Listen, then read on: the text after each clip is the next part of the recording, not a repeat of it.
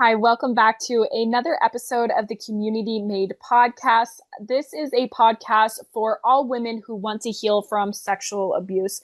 We talk about things from regulating your nervous system to finding closure and everything in between. Let's go ahead and talk about today's topic. Today's topic is the success rate as a survivor. So when I talk to my clients, a lot of it tends to be like, okay, well, my success rate needs to be like, I'm making this amount of money. I have this home. I have X, Y, and Z going on. And not that that can't be about your success rate. Of course it is. Eventually you're going to get to that spot, right? And I'm not saying that you can't have that while you're healing and all of those things either. But I also want you to notice that when you're quote unquote measuring your journey of success, it is truly about how well you are taking care of yourself. Now, I briefly talked about this in one of the previous week's episodes, but we are going to dive into this a little bit more because I think it's so critical. And the reason why I think it's so critical is that it's so easy to get caught up in, I'm really not making any progress. And why is it so easy to get caught up in that? Because you can't always see physical progress, right? It's not like losing weight. And now you might be changing your energy and shifting your energy, and you might be losing weight in addition to that, right? But the thing is that it's not a constant physical journey in that aspect where we can physically see the changes that are happening within us all the time. So it gets so hard to keep in mind that we are actually progressing.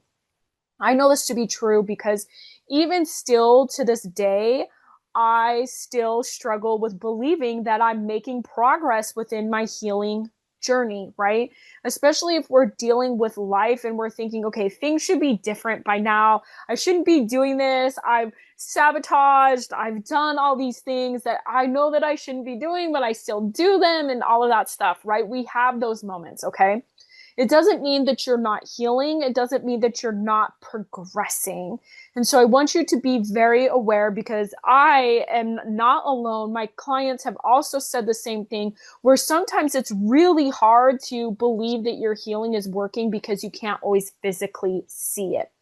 So to change that, and to be aware of what your success rate is going to look like really has to do with how well you're taking care of yourself. Now, depending on where you're at with your journey, if you have just started the healing process, this is really going to be more physical for you. This is going to be like maybe you are someone who has been really in shutdown and in freeze, and you're not like taking a bath, you're not brushing your teeth, you're not going to work, those types of things. So your maintenance or your self-care, the way that you're going to take care of yourself, you might first initially start with brushing your teeth every single day.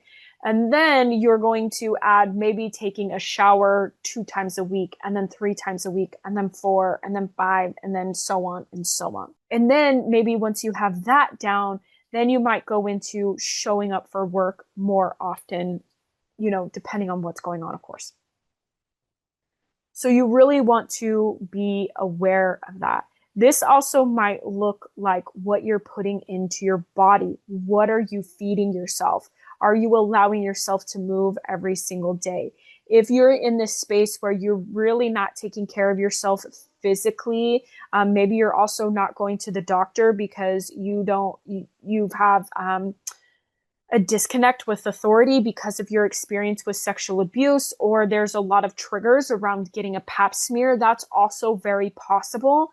So you also want to look at those things. Are you taking care of yourself in the way that you know that every part of you is being taken care of? Now, if you are just beginning, this very much might be your stages, and that's okay. If you're a little bit further in your journey, this might be looking at how often am I giving to myself? How often am I nourishing myself? Do I have a self-care and routines and habits in place that truly make me feel good, calm, and regulated. So this might look like something like meditating and journaling and EFT tapping and breath work and taking a bath and reading. So it might be really doing those things where you're actually putting your needs and your priorities first. And now this might be a struggle, right? If you've been wanting to take a bath and do that for yourself for years and years and years, but you've felt guilty for doing it, what you want to start off with is once a week, you're going to allow yourself this nourishing bath, and then you're going to give to yourself, and then you're going to increase it. Maybe you want to begin to journal 3 times a week. If you want to do that, I have stuff for you down below in the descriptions and comments and all of the things, so you can check that out. So, what does that look like? Maybe that's 3 times a week, and then 5 times a week, and et cetera, et cetera, et cetera. So that now, not only are you taking care of yourself physically, but now you're also taking care of yourself emotionally and mentally. And then we're going to talk about, okay, how else? If I've taken care of myself physically, emotionally, mentally, what's next? So what next is going to look like, are you setting boundaries? Are you speaking up and having uncomfortable conversations? Are you allowing your needs to be met? Are you speaking on what needs to be met? Are you walking away from situations that you know that you need to walk away from without just basically doing what's best for you? Are you allowing yourself to seek fulfillment and be in a space of being present? And that's going to take care of you spiritually. And that's going to be so important for you to be aware of, because when we think about our success rate as far as taking care of ourselves, most of us automatically think this is about a physical stance. And it's not necessarily just about physical. It's about all of these 4 aspects of ourselves as a human being. Now, I believe that we are 4 aspects of self. If you're watching this on YouTube, I will link the self-care video for you so you can check it out. It really dives into the 4 aspects of self and how you can take care of yourself that way. But I do want you to be aware. It's going to be physical, emotional, mental, and then it's going to be spiritual. Now, again, this is not a linear pathway. What usually happens is that you begin your journey, you set all of these things in place, and then you start reaching higher. You're sick of people's bullshit. You're implementing the boundaries. You're walking away from relationships that are not necessarily serving you.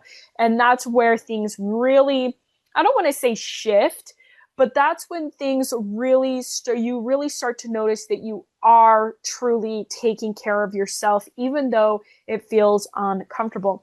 Now, when we're talking about this, okay, when we're talking about setting boundaries and doing these things and taking care of ourselves, it does not mean that it's going to be comfortable. It does not mean that you're going to feel amazing doing these things. I think that because there's this misconception on how it's supposed to look like and feel like, when you set boundaries, it doesn't mean that you won't feel uncomfortable. I remember setting boundaries for the first several times, and all I felt was shame around setting these boundaries. Just because you're doing this does not mean that you won't have uncomfortable emotions. So just be aware that it's normal and it's part of the process, and it's okay that you're feeling that way. So this is the success rate as a survivor. I hope that you follow me on the social medias, Transform with Angela. I would love to hear your comments and your thoughts down below, and I will see you in the next episode. Bye.